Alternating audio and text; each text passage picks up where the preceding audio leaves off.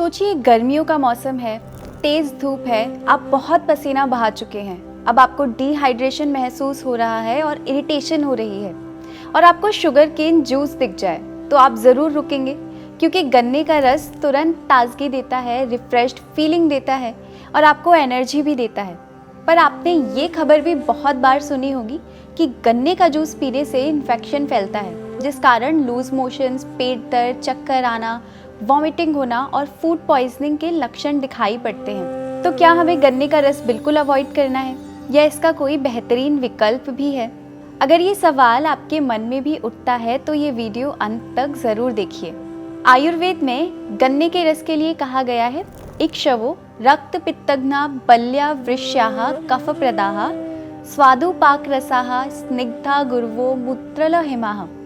इसका मतलब ये है कि ये रक्त पित्त जैसी व्याधियों में फ़ायदेमंद है। अब रक्त पित्त क्या होता है?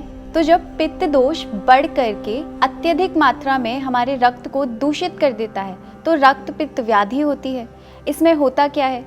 तो रक्त पित्त व्याधि में आपको भोजन के तुरंत बाद गर्म खट्टी डकारें आ सकती हैं, बार बार नोज़िया होना, उल्टी होना, आवाज़ में भारीपन आ जाना, शरीर में जलन होना, मुंह से धुआं निकलने जैसा लगना या फिर शरीर से दुर्गंध आना, इस तरह के लक्षण हैं। इसके अलावा आपको हॉट फ्लशेस हो सकते हैं, आपको कहीं भी लाल, हरे या पीले धब्बे शरीर पर दिखाई दे सकते हैं, हाथ पैरों में दर्द होना या फिर नक्सीर का आना। ये सभी लक्षण होते हैं जब पित्त आपके ब्लड को दूषित कर देता है। अब गन्ने का रस शीतल होता है, मधुर होता है, स्निग्ध होता है। ये सभी गुण पित्त दोष को संतुलित करते हैं, जिसकी गर्मियों में बहुत ज़रूरत है। गन्ने के रस में अच्छी मात्रा में नेचुरल शुगर मिलती है, तो ये तुरंत आपको एनर्जी देता है और गर्मियों में होने वाली थकान को दूर करता है। गर्मियों के मौसम में बहुत ज़्यादा पसीना निकलने के कारण, डिहाइड्रेशन के कारण से मूत्र मार्ग में जलन होना, रीनल स्टोन्स का होना, ये सारी समस्याएं होती हैं। तो गन्ने का रस मूत्र कारक होने से इस समस्या को भी दूर करता है। आचार्य चरक ने गन्ने को मूत्र जनन औषधियों में सर्वश्रेष्ठ बताया है। तो जिन्हें पथरी की दिक्कत है उनके लिए भी गन्ने का रस पीना बहुत फायदेमंद है। खून की कमी होने पर भी गन्ने का रस फायदा करता है। साथ ही ये शुक्र धातु की गुणवत्ता को बढ़ाता है। गन्ने के रस में हमें बहुत से मिनरल्स भी मिलते हैं, जैसे कि कैल्शियम, फास्फोरस, आयरन, मैग्नीशियम। इसमें विटामिन ए, विटामिन सी और विटामिन बी भी हमें मिलता है। गन्ने के स्वास्थ्यवर्धक लाभ तो बहुत सारे हैं, लेकिन इसका फायदा आपको मिले इसलिए किस तरह से इसका रस निकाला जा रहा है ये महत्वपूर्ण है। अगर आप दांतों से चूस करके इसका रस निकालते हैं तो ये सर्वश्रेष्ठ है, पर ऐसा सब कर नहीं सकते और इतनी मेहनत से अच्छा है कि मशीन से निकाला हुआ गन्ने का रस हम पिए।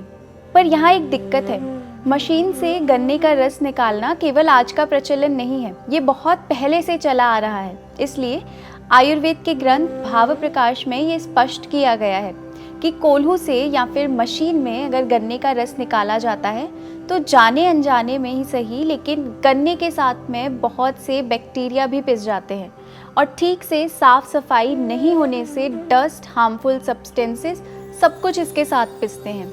और आप देखेंगे कि गन्ने का रस अगर थोड़ी देर भी रखा रह जाए तो ये स्वास्थ्य के लिए बहुत हानिकारक हो जाता है। आज के समय में भी बहुत सी रिसर्च स्टडीज़ में ये देखने को मिलता है कि गन्ने का रस निकालते वक्त अगर साफ सफाई का ध्यान नहीं रखा जाए तो इसमें बहुत से हानिकारक तत्व मिल जाते हैं, जैसे कि इकोलाई या फिर स्ट्रेप्टोकोकाई कॉलीफॉर्म का संक्रमण आपको हो सकता है, जिससे फूड पॉइजनिंग, लूज मोशंस होना, पेट दर्द होना, नोज़िया होना, सर दर्द होना, ये सब लक्षण दिखाई पड़ते हैं। साथ ही गन्ने के रस की शेल्फ लाइफ भी बहुत कम होती है, कुछ घंटे भी ये रखा रह जाए तो खराब हो जाता है, इसलिए इसका प्रयोग तुरंत ही करना पड़ता है। इसलिए गन्ने का रस प्रयोग करते वक्त आप ये सावधानियां रखें, जहाँ से भी आप ये ले रहे हैं वो जगह स्वच्छ होनी चाहिए, साफ होनी चाहिए, गन्ना भी पुराना या फिर इन्फेक्टेड नहीं होना चाहिए और जो गन्ने का रस बहुत देर से रखा हुआ है उसका प्रयोग बिल्कुल भी नहीं करना है। इसके अलावा एक और अच्छा विकल्प है, आजकल गन्ने के क्यूब्स मिलते हैं जिनका उपयोग आप कर सकते हैं, अपने दांतों से चूस करके इसका रस निकाल सकते हैं। गन्ने से संबंधित ये जानकारी सभी के साथ साझा करें, सभी को सुरक्षित और स्वस्थ बनाने में मदद करें और इसी प्रकार की स्वास्थ्यवर्धक जानकारी के लिए सात्विक जीवन के साथ जुड़े रहिए।